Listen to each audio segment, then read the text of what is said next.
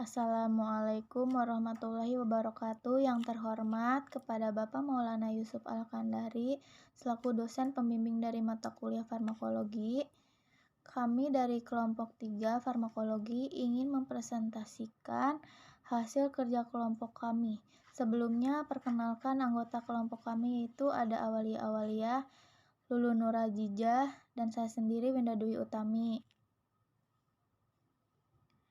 Di sini saya akan membahas tentang peran obat, bentuk obat, dan rute pemberian obat. Lanjut saja ke pemateri pertama yang akan dibacakan oleh Awalia. Baik, terima kasih kepada moderator. Di sini saya akan menjelaskan tentang peran obat dalam tubuh. Obat merupakan satu komponen yang tidak dapat tergantikan dalam pelayanan kesehatan. Obat berperan sangat penting dalam pelayanan kesehatan karena penanganan dan pencegahan berbagai penyakit tidak dapat dilepaskan dari tindakan terapi dengan obat atau farmakoterapi. Maka peran obat secara umum adalah yang pertama itu penetapan diagnosis, yang kedua pencegahan penyakit, yang ketiga penyembuhan penyakit, yang keempat itu menyembuhkan penyakit, yang kelima mengubah fungsi normal tubuh untuk tujuan tertentu. Yang kedua itu ada jenis-jenis obat. Yang pertama itu ada tablet. Tablet adalah jenis sediaan yang paling umum Anda jumpai. Umumnya terbentuk bulat. Tablet berisi campuran bahan aktif, obat, dan zat tambahan untuk menunjang manfaat. Sebagian sediaan obat padat lainnya, tablet umumnya diberikan secara oral alias diminum. Yang kedua itu ada kapsul. Satu lagi jenis obat sediaan padat yang cukup sering digunakan masyarakat adalah kapsul. Kapsul dikemas dalam sebuah cangkang berbentuk tabung kertas atau lunak yang terbuat dari gelatin atau pati. Di dalam kapsul berisi bahan aktif obat yang telan akan dihaluskan. Yang ketiga itu ada kaplet. Kaplet merupakan gabungan bentuk kapsul dan tablet. Dalam hal ini, kaplet adalah tablet yang dibungkus lapisan gula dan pewarna menarik untuk menjaga kelembaban dan kontaminasi saat lambung. Meski begitu, ada pula kaplet yang tidak dilapis selaput persis seperti tablet, hanya saja bentuknya panjang atau lonjong menyerupai kapsul. Yang keempat itu ada pil. Berbeda dengan tablet, pil berbentuk bundar atau bola dan berukuran kecil. Granul merupakan salah satu bentuk variasi pil. Yang kelima itu ada serbuk ataupun puyer.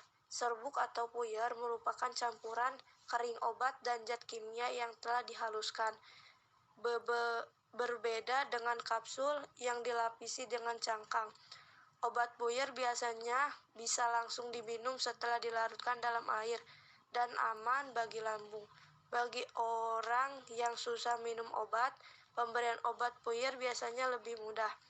Yang keenam itu ada supositoria, yaitu jenis obat semi padat yang bisa larut atau melunak pada suhu tubuh. Supositoria biasanya diberikan melalui anus, vagina, atau uretra. Yang ketujuh itu ada obat oles. Tidak hanya supositoria, obat oles juga termasuk golongan obat semi padat sesuai namanya. Obat oles umumnya diberikan secara tropikal atau dioleskan ke permukaan kulit atau selaput lendir. Itu sebabnya obat oles masuk ke kelompok obat tropikal. Beberapa jenis obat oles meliputi krim, lotion, dan salep gel. Materi selanjutnya akan dibacakan oleh Lulu Nurajijah. Baik, terima kasih kepada moderator. Di sini saya akan menjelaskan tentang jenis-jenis obat lanjutannya ya. Yang ke-8 itu ada obat cair, yaitu obat cair adalah sediaan obat cair yang mengandung berbagai zat kimia berlarut. Jenis obat ini biasanya diberikan secara oral maupun topikal. Ini contoh-contoh jenis obat cair, antara lain larutan atau sulotio, ekselir, sirup, dan emulsi. Terus yang kesembilan ada suspensi. Suspensi termasuk ke dalam kelompok obat cair. Jenis-jenis obat ini biasanya memberikan keterangan kocok dahulu sebelum diminum pada kemah tersebut. Terus yang ke-10 ada injeksi. Injeksi merupakan sediaan steril berupa larutan, emulsi, suspensi, atau serbuk yang siap pakai atau perlu dilarutkan terlebih dahulu. Pemberian injeksi ini berupa suntikan dilakukan melalui jaringan tubuh dengan tujuan agar kerja obat lebih cepat. Terus ada obat tetes. Obat tetes disebut juga dengan gutai. Merupakan sediaan berupa larutan, emulsi, atau suspensi yang diberikan dengan cara ditetes. Beberapa jenis obat meliputi gutai obat dalam, gutau oris, tetes mulut, gutau arculares, tetes telinga, dan gutai nasales, tetes hidung. Inhaler termasuk sediaan obat dalam bentuk gas atau uap. Sediaan obat ini biasanya digunakan untuk mengatasi gangguan atau penyakit pernapasan. Ya. Beberapa jenis obat atau uap meliputi nebulizer atau vaporizer. Nah, root obat ini yang pertama diminum secara oral. Meminum obat secara oral umumnya ditunjukkan untuk obat yang berbentuk cair, tablet, kapsul, atau tablet kunyah. Ini merupakan cara pemberian obat yang paling umum karena jauh lebih mudah, aman, dan murah dibandingkan metode lainnya. Terus yang kedua ada suntikan atau parental. Terdapat beberapa cara pemberian obat menggunakan suntikan. Biasanya cara ini dibedakan dengan lokasi suntikannya. Beberapa di antaranya. Materi selanjutnya akan dilanjutkan oleh saya sendiri, yaitu rute obat melalui subkutan. Obat ini disuntikan ke jaringan lemak tepat di bawah kulit. Obat ini kemudian masuk ke pembuluh darah kecil atau kapiler menuju aliran darah untuk diedarkan ke seluruh tubuh. Insulin adalah salah satu yang paling sering menggunakan cara pemberian obat yang satu ini. Yang selanjutnya intramuskular. Metode ini ditunjukkan untuk pasien yang membutuhkan obat dengan dosis yang lebih besar. Obat disuntikan langsung ke jaringan otot lengan atas, paha, atau pantat menggunakan jarum berukuran besar. Selanjutnya intravena, sering disebut sebagai infus. Cara pemberian obatnya melalui intravena dilakukan dengan menyuntikkan cairan mengandung obat langsung ke pembuluh vena. Obat ini dapat diberikan dalam satu dosis atau berkelanjutan. Yang selanjutnya intratekal. Cara ini ditujukan untuk mengobati penyakit pada otak, tulang belakang, serta lapisan pelindungnya. Obat suntikan ini bisa melalui jarum yang dimasukkan ke celah antara dua tulang belakang bagian pinggang.